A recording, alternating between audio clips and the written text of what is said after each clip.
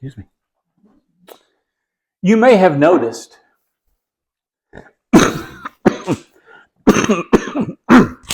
I'm sorry. You may have noticed that I don't talk a whole lot about the second coming of Jesus. There's a couple of reasons for that I won't go into all the way. It is not to say that I do not believe in it, because I do. I just don't believe in it the way the predominant theology that is currently in vogue in most evangelical churches. I believe that theology is based on what I consider to be fundamentally flawed interpretations of several different texts. One of those, the primary one that people use, is 1 Thessalonians chapter 4. And I'm going to read that part of it to you right now. We do not want you to be uninformed, brothers and sisters, about those who have died, so that you may not grieve as others do who have no hope. For since we believe that Jesus died and rose again, even so through Jesus, God will bring with him those who have died.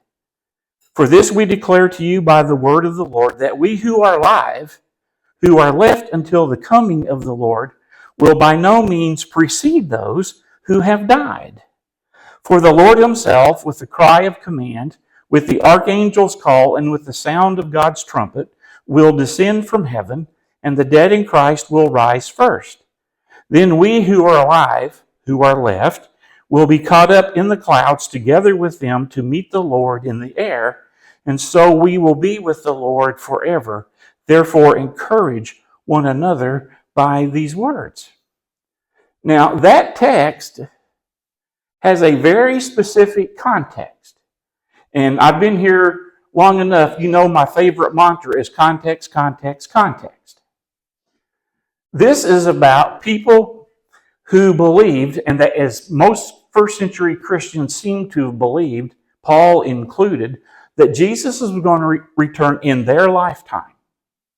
That's the reason in 1 Corinthians chapter 7, Paul says, don't get married. It's not that he was anti-marriage. It's not that he hated women, as some people believe. It was just simply that Jesus is coming and you don't have time to get married, raise kids, have grandkids, and do all of that stuff. So stay single. Work for the Lord. He's coming. That's why 1 Corinthians 7 says what it says. This text is about those people who had lost a loved one. My Aunt Archippus, she died before Jesus came back. What happens to her? And Paul says, don't worry about her. Because when the Lord does return, she's going to go be with the Lord. And those of us who are still alive, we're going to go be with the Lord. Everybody's going to go be with the Lord. So do not grieve as those who have no hope. In this text, there is no rapture. There is no 7 years of tribulation. There is no Antichrist empire to rule the world. But we take this verse as that starting point for that whole left behind theology. And then we misinterpret the book of Revelation from end to end and make it mean something that it was not intended to mean, in my opinion. Basically, in this text, he's saying that if you die before Jesus comes, don't worry about it, because you're going to go be with the Lord. And if you're alive when Jesus comes, same deal. You're going to go be with the Lord. So don't worry about those who have died, and don't worry about those of us who are still alive. Nobody, pardon the pun, nobody's getting left behind. Okay? That's really what this text is about. It's not about the second coming of Jesus. Even though I grew up thinking that,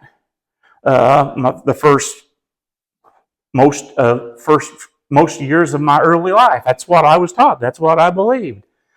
But it's not what it's about. Where did this idea come from? Well, it came from an Irishman who was a Church of England priest in the 1820s. His name was John Nelson Darby. And Darby believed that God was going to punish the Jews for rejecting Jesus. And so his whole program depended on God dealing with the Jews. Well, when the Christian church came along, Darby thought, uh-oh, what do we do with these Christians when God punishes the Jews? So he says, oh, I know. He's going to snatch the Christians out so he can punish the Jews. He's not going to punish the good Christians the same time he punishes the Jews. So the churches are going to get snatched up. He called the church a hiccup in God's plan. I don't think God has hiccups ever. Anyway, it was considered an aberration. So to get the Christians out of the world so God could punish the Jews, he's going to snatch them up, and then he can go on and deal with the Jews. He's going to punish the Jews for rejecting Christ. Now that's the overall idea behind this whole Left Behind theology. You'll not find any of that really in the Bible. You can if you take verses out of context. Context, context, context, remember? You can prove anything in the Bible by taking verses out of context.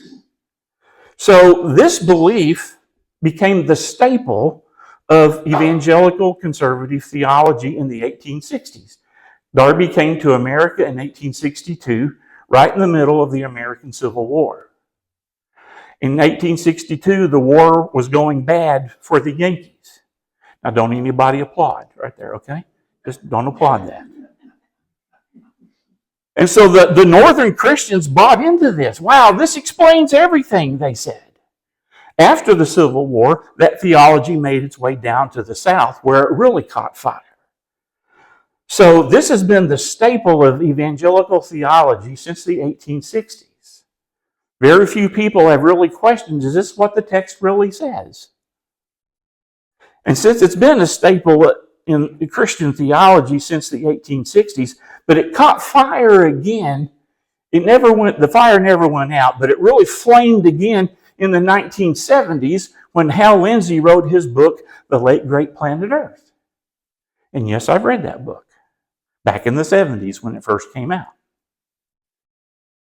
So that refueled the fire, so to speak. Well, the problem was Darby was trying to fit a round peg into a square hole. He had to take stuff out of context to make it mean what he needed it to mean. Not what he wanted it to mean, what he needed it to mean to justify his whole theological scheme.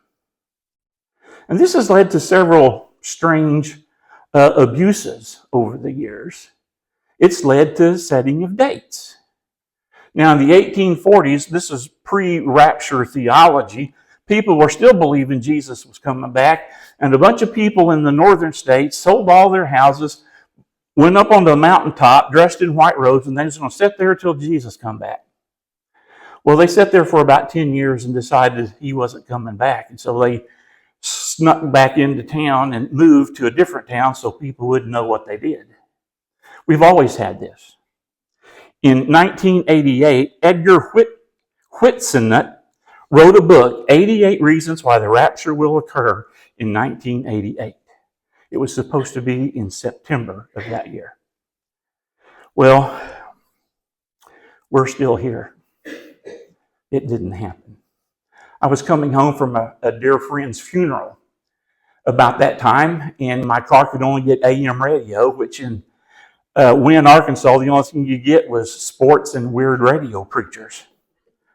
I was listening to one of these weird radio preachers, and he was going full tilt. Jesus is coming, and it's going to be in 1988. Well, this was in 1989. And he said, it's going to be in 88 or 89 or 90. Well, I thought, yeah, you just shot yourself in the foot, dude. Give it up. And then there are those who believe, and I heard this from one of my own relatives a few years ago, that we can make Jesus come back. If the church is good enough for one day, Jesus will come back. We can make him come back by being good. Really? Where is that? Never been able to find that in this book. So you see, it's just been strange. I've heard some strange stuff. I know you have too. Now, like I said, I'm not trying to offend anybody. But from my perspective, that whole theology is bonkers. It's not there unless you move stuff around that shouldn't be moved around. So, Ron, now that you've debunked what all of us believe,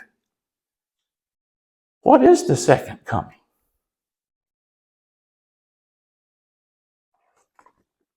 Well, I'll tell you. This is the gospel according to Ron. You're free to whatever, okay? Just no songbooks in the air, please. What is the second coming? I simply believe that at some point in time, known only to God, because remember in Acts chapter 1, the disciples asked Jesus, is this the time you're going to restore the kingdom to Israel? And what did Jesus say? That time is known only to God. Okay? At some point in time, known only to God, Jesus will return and all creation will be renewed and made whole, that Paul wrote about at the end of Romans chapter 8. Now, I realize that my theology of the end is not dramatic. It won't scare the you-know-what out of you. I don't have a prophecy chart to scroll across and point out all the things when Jesus is going to do this. I can't do that.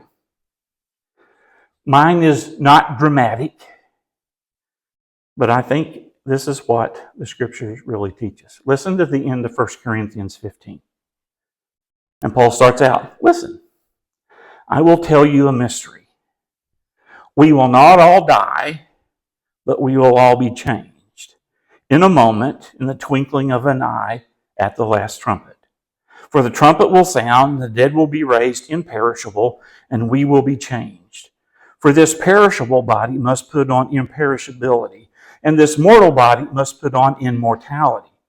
When this perishable body puts on imperishability, and this mortal body puts on immortality, then the saying that is written will be fulfilled. Death has been swallowed up in victory. O death, where is your victory? O death, where is your sting? The sting of death is sin. The power of sin is the law. Thanks be to God who gives us the victory through our Lord Jesus Christ. Now, the rapture people use this text too, but in the context of 1 Corinthians 15, he's talking about the very, very end of all things, not a rapture with 7 years of scaring the hell out of you in apocalyptic drama and all of this stuff. He's not talking about that. I believe that at some predetermined point in time, God will finally say, wrap it up.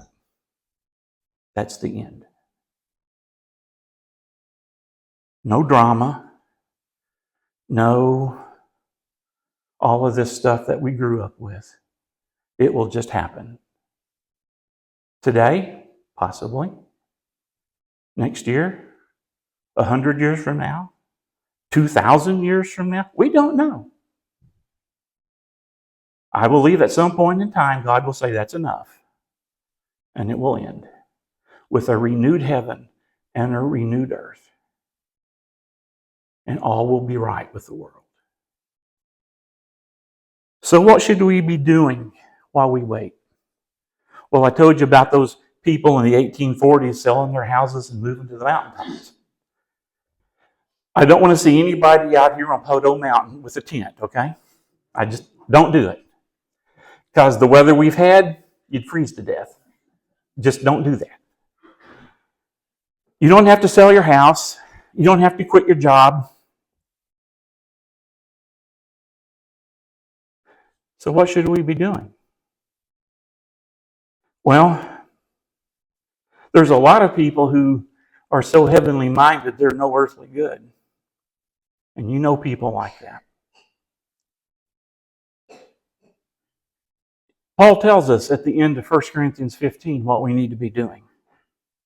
And I'll tell you this, if you read the New Testament carefully, the New Testament is more concerned about what's going on right here, right now, than it is what's going to happen in the future. It gives us hints, and they're just hints, okay?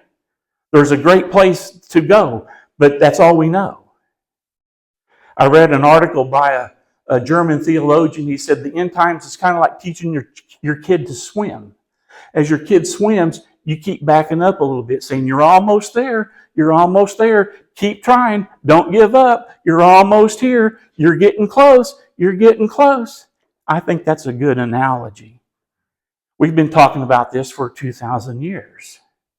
And I'm not saying it's not going to happen, but I'm just saying we're not there yet. God may be backing up a little bit longer, don't give up, don't quit, you're doing good. So what should we be doing? 1 Corinthians 15. Therefore, my beloved brothers and sisters, be steadfast, immovable, always excelling in the work of the Lord, because you know that in the Lord your labor is not in vain. So until this event happens, we should take care of the people and their needs. We should be loving, kind.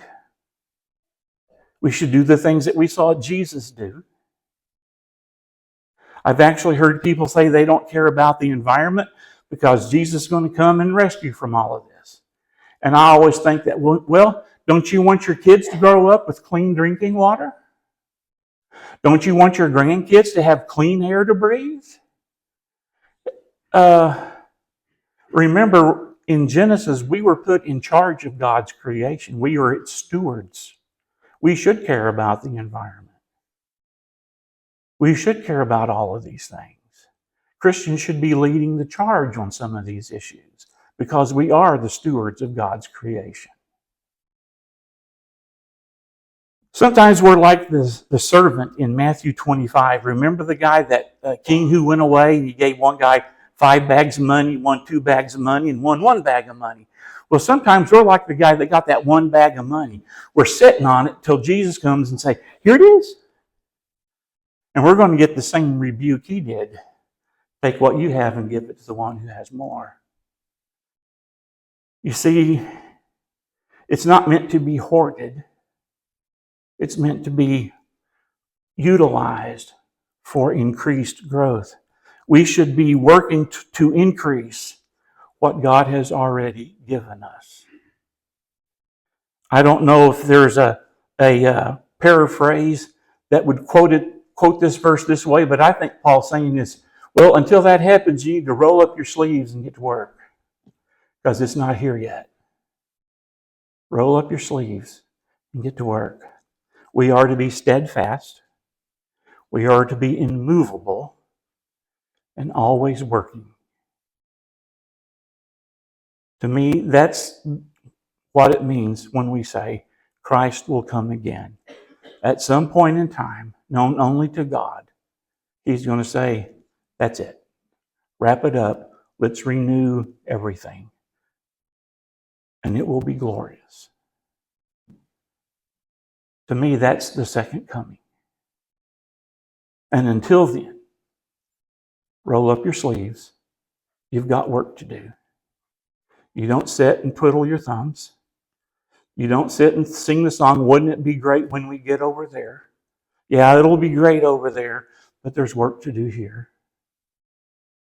There's things to do here. There's things that matter. We are to be steadfast and immovable, always working. There's an old hymn that we sang growing up as a kid, and I think it fits. We'll work till Jesus comes. We'll work till Jesus comes. And that's what Paul is telling us. Until he gets here, you got stuff to do. Get busy. Is he coming? Yes. Do I know when? No. And if anybody tells you they do, run screaming into the night, okay? Pay no attention to them. Jesus actually said that, by the way. Is he coming? Yes. When? Known only to God. But when it comes, everything will be renewed and restored to what it was in the Garden of Eden. And all will be well and right with the world, and sin and death will be no more. That's worth waiting for. So will you join me as we proclaim the mystery of faith? Christ has died. Christ is risen. Christ will come again. Amen.